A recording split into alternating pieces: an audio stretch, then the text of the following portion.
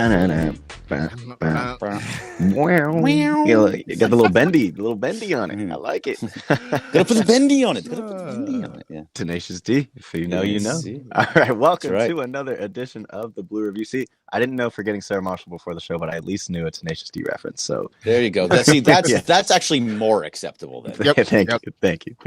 Welcome everyone. 1-0. Welcome chat to the Blue Review, a special Monday edition. We got a lot to react to. A big weekend over there in La La Land. Ohtani, fastest to ever reach the 40-40 club, and of course in walk-off fashion, I'm still kind of buzzing from it. Saturday, very interesting end of the game, but the Showtime Lakers were there, so I was also there, and we can react on that. And we just kind of wanted to talk about the pitching as well a lot, so we're going to get into all this. Marcus, good to see you. Greg, great to see you. You guys know, here at the Blue Review, we're presented by LAX, so our friends at Los Angeles International Airport are just changing the travel experience, reducing traffic, saving guests time, tons of great stuff. So check it out at flylax.com/transforminglAX. I want to talk a lot of baseball, so I try to do that quick. Greg, thank you. How you doing? Good. I want to hear what it was like being on the field with all the Showtime Lakers. Okay, thank you. Yeah, I'm still talking to my family about it like every second because that was definitely a dream come true. Shout out to John Ireland for honestly, he hooked me up with security guard Al, who was like, "Are you with John?" And I go, "Yeah." And he goes, "Okay, you're good to stay here." And I was like, "But you had a credential." Yeah, so I was credentialed. I had photo access, but technically, I wasn't like. Okay, we'll stop there. But listen, the guys were all amazing. The Showtime Lakers put on such a good show. Magic, of course, was visiting his family, his mother out in Lansing. So if anyone's curious why Magic wasn't there, he's doing his charity for his father out there. But it was super cool to see Dodger fans, Lakers fans, just, we're all one family, and they're all showing love to the Showtime Lakers. And the fact that I got to be there and just like right in front of them, I was shaking at times, but we got some great content. We went viral. Dave Roberts' reaction to meeting him jumping around like that. That was crazy. He's literally the embodiment of any one of us if we meet the Showtime Lakers. So it was an amazing experience, definitely. Yeah, very nice. Very nice. I'm glad you enjoyed yourself, and I'm glad you got to be there. That's a great experience that you will never forget. So yeah, very, once in a cool. lifetime. All right, where do you guys want to start? There's a lot of places to start there. We can start on Friday with Bobby Miller and how fantastic he was. We can start on Saturday and Kershaw, how he was not so fantastic, and the bullpen was not so fantastic. Or we can start yesterday with the win and winning the series, but being terrified because Shohei Ohtani almost had his wrist broken off. So where do you want to start? Let's start on Friday, right? Because you had the Bobby Miller start. It ended with with Shohei hitting the walk-off for 40-40. It was a good start to the weekend. I mean, overall, look, they take 2 out of 3. Very easily could have swept the series if it didn't get away from them on Saturday. But let's start on Friday because you actually had a really nice prediction on Friday as we were at HPC at Hollywood Park Casino for the fantasy football thing. And I don't remember who you were saying this to, but you made the point. You said if Bobby Miller gets 5 strikeouts, the Dodgers will win. It's Cappy.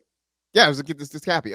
Was it 9 or 10? 9 strikeouts, something like that? Yeah, I mean, he went above and beyond the 5 strikeouts. Like, it looked dicey for a while that he didn't get the win specifically, but the team was able to get the win. So, hats off to you for predicting the future. Thank you. They happen sometimes, but, it just felt like that kind of thing. If he's going to, and here comes Beto with coffee for me from Illy. So thank you very much, Beto. Hey, look at that. Appreciate it. Hey, what's up, Beto? Review? What's going on? Is for closers. That's right. Where Michael Kopech should be, but we're going to get into that soon. Either way. All right. So, Bobby Miller, it was just nice to see him. That was the best that we have seen Bobby Miller since last year. Maybe since the first start of the year. His first start of the year was really good. The rest of it have been bad. subpar. But the fact is that he was keeping it. It was really nice that he was able to get that because it's you can tell because if he's not getting 5 strikeouts, because that's his thing, like getting the strikeouts. So if he's not getting all those strikeouts, I just felt like he was going to get hit up because of how he looked the time before. That means that guys are squaring him up, that they're finding him, that they're just fine. Like they're seeing what he's throwing at him, and they did not on Friday, and it was really nice. Yeah, for sure. He had better command of the breaking ball. That was the thing we said. If he can have command of the secondary pitches, then that's going to go a long way. And he definitely had more command of those pitches. The 9 strikeouts were great. The swings and misses were great. Ran into a little bit of trouble in one inning, but for the most part, really was able to sort of sail through. I mean, the fact that he gave the Dodgers 6 innings, that was his longest start since mid-June. He went 6 1/3 against the Rockies. The 9 strikeouts, that was the most he's had since that first start of the year. So, it's hope, right? I'd like to see him back it up next time through the rotation, see what he can do the next time around. But at least what we saw from him on Friday gives you reason to believe that maybe he can turn a corner and contribute to this team in the postseason. Yeah, we want to see what it's going to look like coming up, because if he goes by his normal turn would be Thursday against the Orioles, which not an easy game by not any easy. means. No. So we'll see if he can have that same kind of outing on Thursday. I'll start to feel really good about him, because now you're going against a perennial team that you'll see in the World Series. If he can, and dude, they hit, man. I was watching some of the games against the Astros over the weekend, and they just get blast balls. Everybody on that team hits. So if they can hold down that team, that'll be really. It's gonna be interesting, because we're gonna get Buehler and possibly. You're most likely going to get Flaherty, Buehler, Miller. Flaherty giving up home runs. Buehler, we've talked about Buehler too many times, and I don't want to get into him right now. And Miller, we're still not sure kind of where he is. That could be a very interesting series that leads into another interesting series with the Diamondbacks, and where that goes from there. That could totally make or break the entire West right there. Yeah, this is going to be a big week for the Dodgers. You talk about that series against the Orioles. Who knows, that could be a team they run into in a World Series situation if it gets to that. To follow that up with the team that right now is on their heels. And thanks for nothing, by the way, Red Sox. Thanks for absolutely nothing this weekend against the Diamondbacks. I know, seriously. But those was it? I mean, it's what, 3 against the Orioles and 4 against the Diamondbacks. I mean, it's a weird week. It's a weird series against the Diamondbacks too, because it's Friday, Saturday, Sunday, Monday because of Labor Day. That's that wraparound is just odd. Well, then they follow it up with 2 games against the Angels, because why would you want to play 3 games against the Angels? But whatever. It's what they do. They do that with everything. So I've looked in. Remember, I think we looked into it when they played them earlier in the year. Every team plays their rival 2 games. Yeah, like the Cubs play the White Sox 2 games at a time. It's weird. I don't get it. Give me more games against the easy team. Right. Right. Like, that would just make sense to me. But either way, okay. So the other thing that happened, and you mentioned it, was the incredible way that Shohei Ohtani got to 40-40. So when you were watching that, you were amazing. Like, if you gave me credit, you had one, like 5 minutes before it actually happened. Yeah, a few minutes before it happened, because I'm sitting there watching the game, and Muncy's at the plate, and when the count got to 2-0 on Muncy, at that point I just felt like, okay, well, there's only one way this game ends. It's going to end with a Shohei walk-off home run. It's going to be number 40. Like, it is the perfect Hollywood ending in Los Angeles. Like, why not? And so then Muncy gets the walk, and then bang, there it is. I mean, just everything about Shohei. I know we talk a lot about him, but for good reason, because he continues to be just amazing in so many ways. I mean, he's the first Dodger ever to go 40-40. He does it in the shortest amount of time of any player that's ever done it. He's number 6 all time who's done it. He's done it faster than anybody else.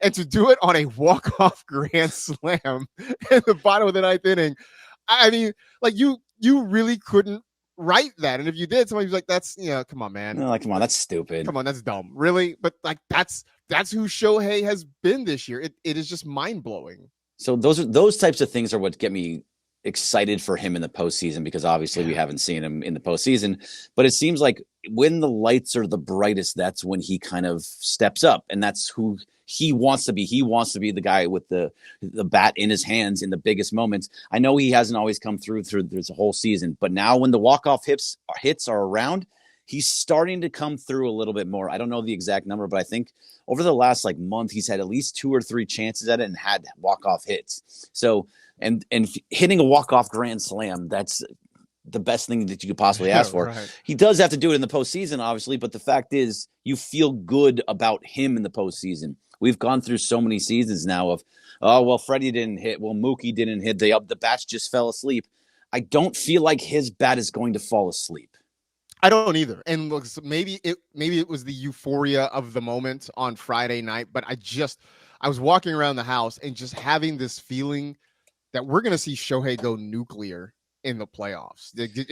I think the way he's hitting, he's starting to, obviously he's hitting the home runs. I think he's starting to actually just hit, get singles, doubles again too.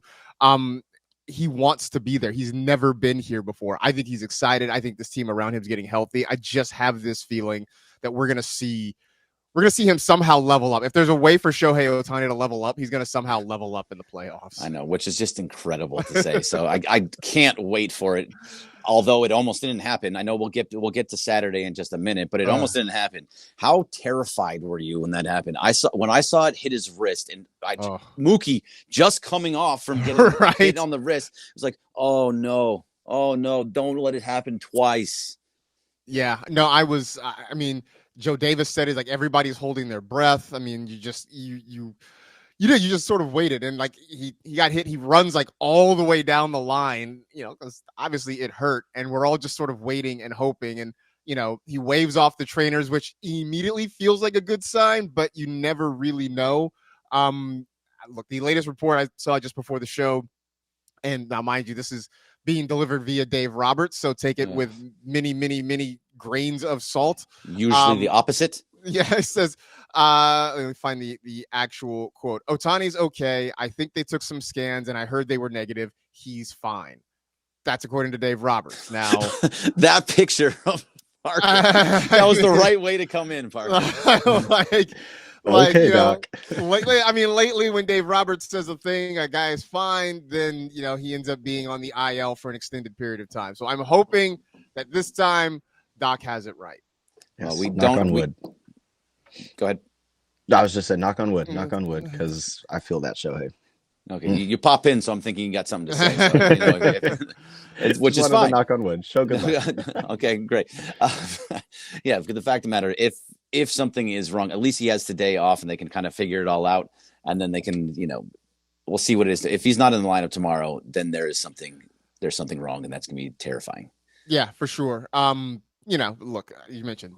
They just get Betts back not that long ago. Muncy has just come back and has immediately come back as a contributor to the lineup. Freddie had to take a couple days off with the jammed finger. Like, I don't know that our hearts can take any more of anything like this. Like, if Shohei has missed extended period of time, I think, welfare check on Dodger fans all across the country.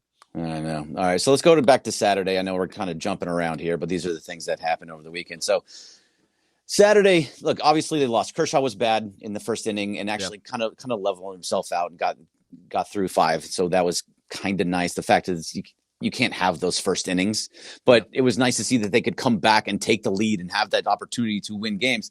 My biggest thing out of that whole thing, besides the Kershaw portion of it, we can get there after.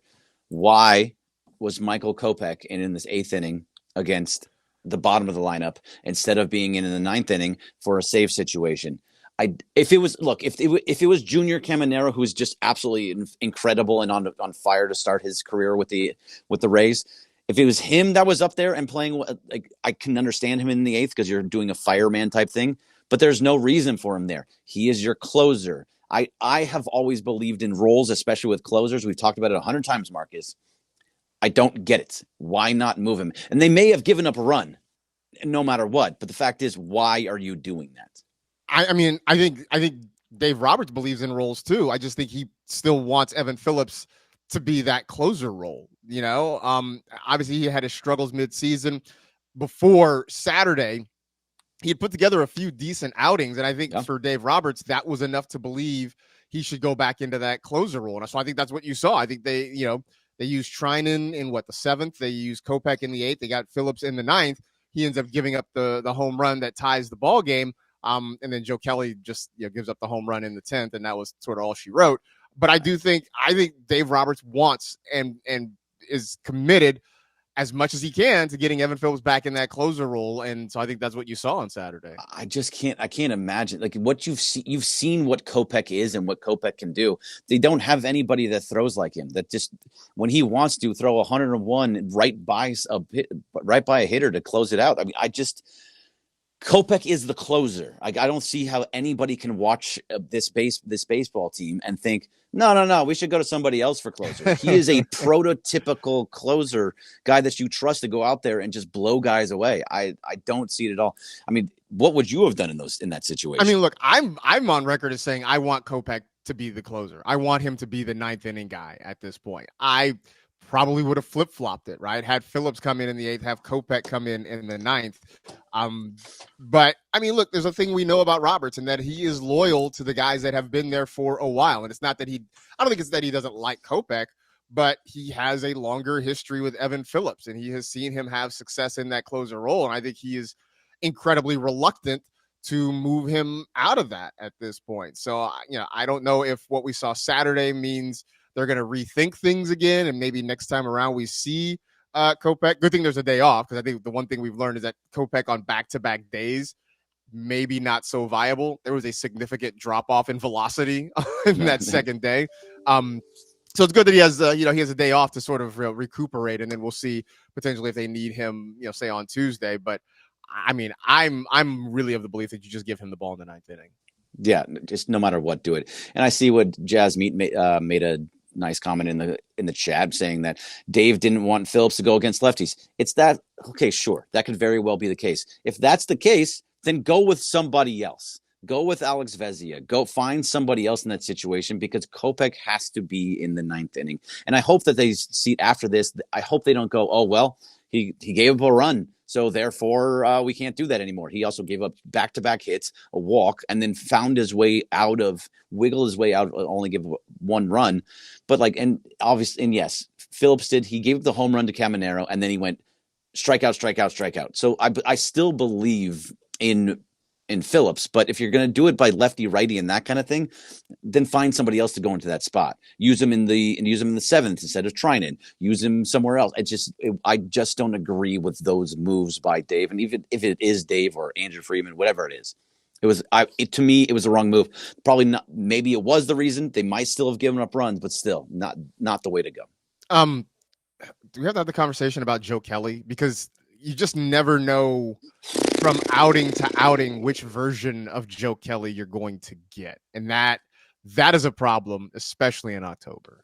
So, okay, now it's a good point. So who do you trust in the bullpen? Of the guys that are in the bullpen, who do you actually trust? Kopech? So Kopech we trust. I trust Anthony Bonda.